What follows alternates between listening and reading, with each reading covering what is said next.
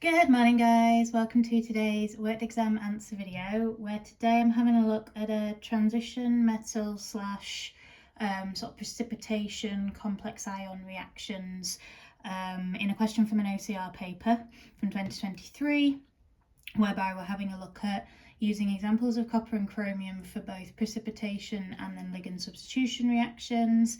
Then we're thinking a little bit about ligands, and then we're also having a think about the fact that transition metals exist in variable oxidation states and having to construct an overall redox equation for a reaction between two transition metal containing species.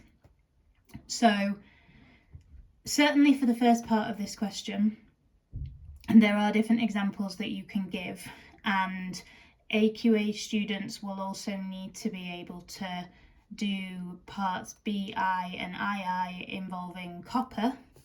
AQA students don't need to know chromium, but OCR students obviously do. And then AQA students, you would also need to be able to answer the other parts of this question as well. So I will I will choose obviously an example to do for each of these, but I will talk you through as well the other ones that you could have done instead. Obviously here you've been given a choice, so pick the ones that you feel most comfortable with, which might be a really silly thing for me to say, but certainly in my head when I'm thinking about precipitation, I would be thinking about copper and the formation of the neutral Cu H2O4 OH2 species, which can be formed from the hexa-aqua ions using either hydroxide ions or ammonia. You can also do that with chromium. You can take your hexa-aqua chromium ions and react those with hydroxide ions or ammonia and get a grey-green precipitate of chromium, 3 waters, 3 OH minuses, which again would be neutral, either or. And we do need to know the colours of these and be able to write their formula, and it's asked for equations as well. So in terms of the copper one,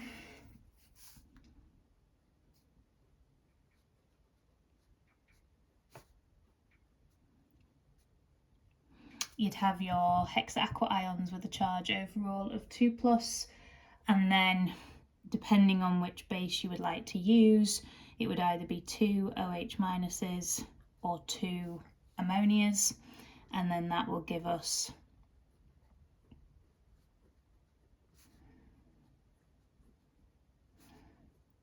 four waters, 2 OH minuses. Don't know why I've done the square brackets, but I tend always to do so, and it doesn't matter so long as you then obviously don't put a charge up there. And then each of those OHs is taking a proton from a water ligand to give us 2 waters, and if you'd used ammonia it would be 2 ammonias and then 2 NH4+ ions. Now OCR students, you can actually write that a little bit in more of like a shorthand if you wanted to. You could just write it as Cu2+ plus 2 OH minus gives Cu OH2. It would be either, and the mark scheme allows you to do either this, or with the ammonia example. So I guess it depends on what you feel most comfortable with, but what we do need to know is that this is a pale blue precipitate. And as a general rule, any complex ions that have charges, they will be solutions, whereas when they're neutral, they will precipitate out of the solution. So that's how we know that we only need 2 OH minuses here, because once each OH minus has taken a proton from 2 separate water ligands, the Cu2+ and the 2 OH minuses, their charges cancel, so that's then neutral, so that precipitates, and that's why the reaction doesn't go any further. Okay. Alternatively, if we were going to do this with the chromium one, and again we could do it with hydroxide ions or we could do it with ammonia, and this is only OCR students that need to know about chromium. So chromium would have a +3 charge, and then I'm going to do it in full with the ammonia just to show you that the pattern is the same. in the sense of a lot of students confuse this with ligand substitution, and it isn't, and I know it's not, because we're not going to get any ammonias in the chromium species. The ammonias are acting as bases. They are going to take a proton each from a separate water ligand, and that's why we end up with 3 NH4 pluses being formed as the second product. So the top one does look like it could be ligand substitution, but it's not. These are acting as bases. Okay, a shorthand would be CR3 plus, and then I guess you can't really do a shorthand with the ammonia, but if you wanted to do it with hydroxide ions, you could do it in the same format as with the copper one. It would just be CrOH3. Again, why that many? Because if you have 3 negative OH minuses cancelling out the positive 3 plus charge on the chromium, then it will be neutral, it will precipitate out of solution. And then this is a grey-green precipitate. And I have seen them in different, not necessarily different OCR published resources, but in different resources them give different colours for these chromium precipitates. Grey-green is what they've asked for. They have allowed green, but I think grey-green is the one that is most consistently used on the mark schemes. Okay. And then for the ligand substitution reactions, again, we've got choice. We can do this with copper or we can do this with chromium. I'll do an example with each. Again, AQA students, you only need to know this for copper. OCR, you need to know for chromium. With copper itself, there are 2 different options we can give. We can either do ligand substitution with an excess of ammonia, where you get the partial ligand substitution, which is the one that I'm going to do, or you could use chloride ion ligands and you could form CuCl4 2-, which is yellow. Either or would be absolutely fine there. And then with the chromium, we're thinking about ligand substitution with the ammonias, so all of the waters get swapped for ammonia in that case, and we're going to generate a purple solution. So those are the 2 examples that I will do. So with the copper one, if we had an excess of ammonia, and I guess this is where we would need to know, kind of learn, I suppose, the formula of this copper complex. So we are only left with 2 water ligands, 4 of them get swapped for ammonias, and if we therefore remember that formula, we will then know that we need a 4 in front of the ammonia and that 4 of the waters are going to get swapped off, so that would be our other product. Now that complex there is either a deep blue solution or a dark blue solution or a royal blue solution. I've always known it as a deep blue solution, but any of those words would be allowed. And again, why is it a solution and not a precipitate? Because it has a charge. For the chromium one, for you OCR students, it would be the chromium hexaaqua ions,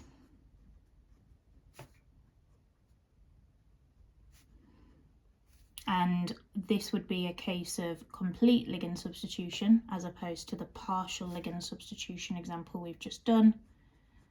Chromium can have 6 ammonias around it, and so all 6 waters will get swapped. And again, we have got a charged complex ion at the end because the ammonias are also uncharged ligands, and therefore it's going to be a solution, and that solution would be purple.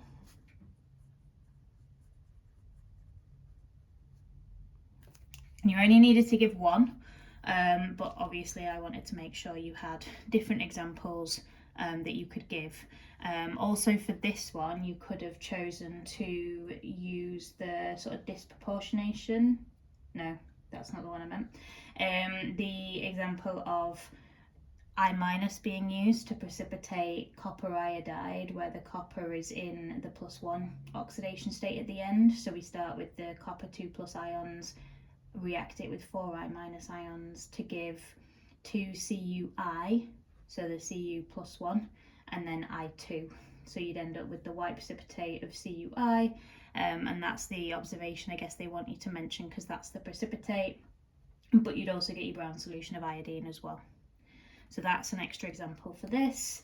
And then for the copper one, as I said, with the ligand substitution, you could have used the chloride ion ligands and have formed CuCl4 2-. Now, carrying on, ethane diioate ion is a bidentate ligand, and I had a look at this in the question that I posted. I can't even remember if it was yesterday or the day before, that's really bad, apologies. But it says that we've got a cobalt 3+ ion, and that it's forming a complex ion with 2 ethane diioate ligands and 2 water ligands, and we have to determine the charge on the complex and the coordination number. So it hasn't asked us to write the formula of the complex ion, but I guess it could be useful to do that. So cobalt and then 2 of the ethane diioate ligands, and then 2 water ligands.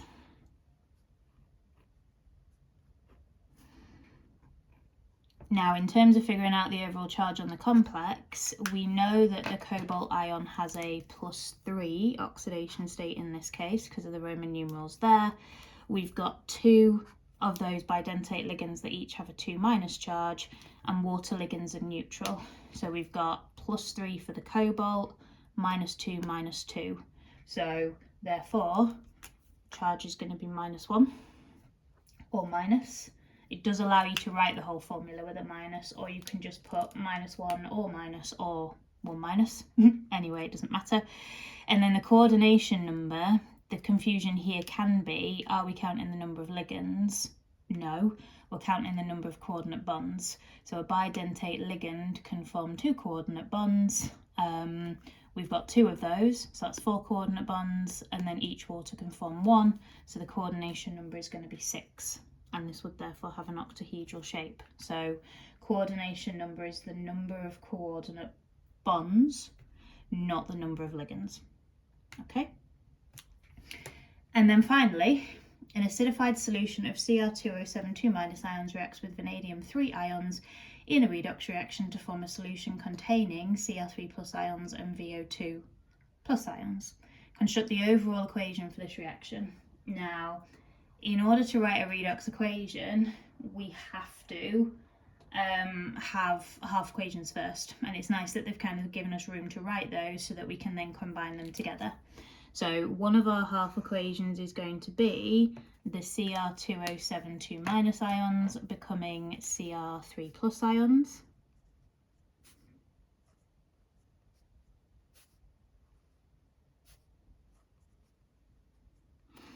And then our other half equation are the vanadium 3 ions becoming VO2+ ions.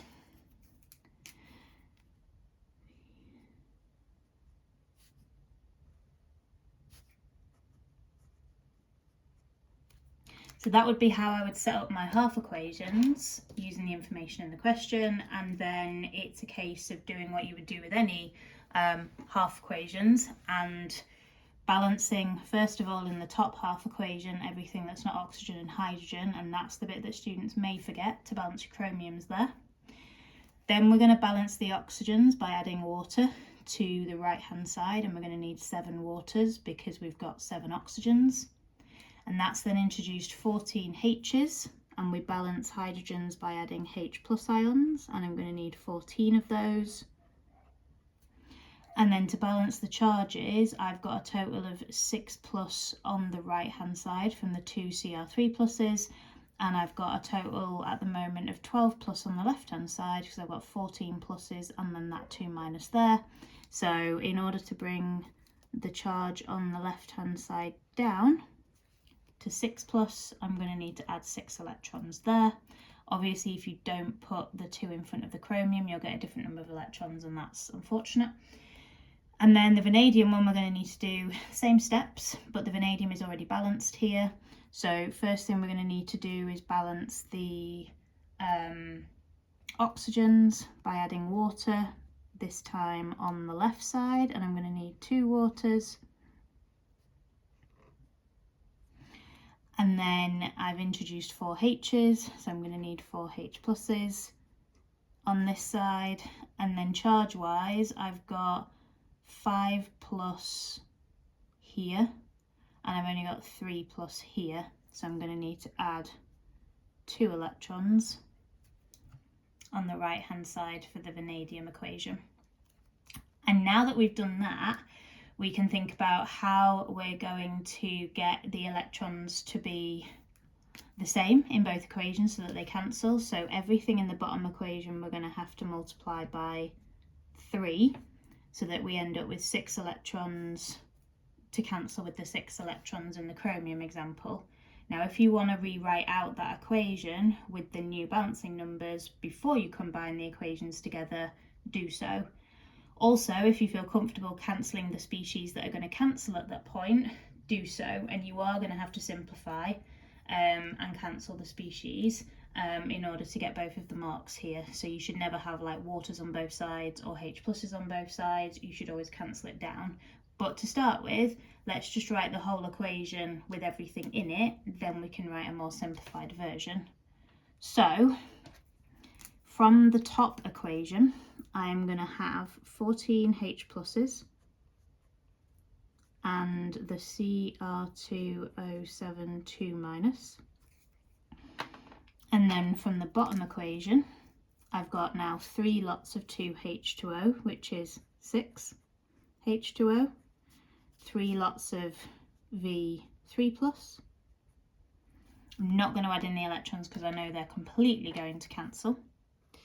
And then on the right hand side, I'm going to have the 2 CR3 pluses, the 7 waters, and then 3 lots of the VO2 plus ions, and 3 4s are 12 H pluses. Now, looking at what we can simplify, we can get rid of all 6 of the waters on the left side and knock that 7 down to just 1 H2O. And then we can get rid of all 12 of the H pluses on the right side and knock that down to just 2 of them. And we wouldn't necessarily have to rewrite that out again, but I would probably suggest that we do, just so that it's clear and obvious what we've cancelled and what we've left in our equation. So 2 H pluses, CR2O7 2 minus, 3 V3 plus is going to become 2 CR3 plus H2O plus 3 VO2 plus. And you're never going to be able to write that unless you write the half equations. So even though it hasn't mentioned doing half equations, it says a redox reaction and then it wants an overall equation. You need to do your half equations first. Okay. Just to check that we've done it right, it should be that all of the atoms are still balanced and that the charges are still the same on both sides. So I've still got 3 vanadiums and 3 vanadiums. I've got 2 chromiums and 2 chromiums, and then I've got 2 H's and 2 H's and 7 oxygens and 7 oxygens. So this is good. Charge wise, I've got 2 pluses and 2 minuses, so they're going to cancel. So I've got 9 plus on the left, and then I've got 2 lots of 3 plus, which is 6 plus, 3 pluses, so it's 9 plus charge on both sides. Suggest we've done that right. And there we go. So hopefully that's been useful. I've got another sort of transition metal-y kind of OCR question that I will get prepared, hopefully maybe this afternoon, if not tomorrow. And then yeah, I'm not sure how many more videos I'm going to get out after that, but I will do my very best for you guys. If you have questions, please continue to ask. It's been really lovely to interact with some of you who've been sending me messages or leaving comments on my videos. Thank you so much for that. And yeah, if there's anything more that I can do, please just let me know. I hope that you are taking care of yourselves, and I will catch you soon. Take care, everyone.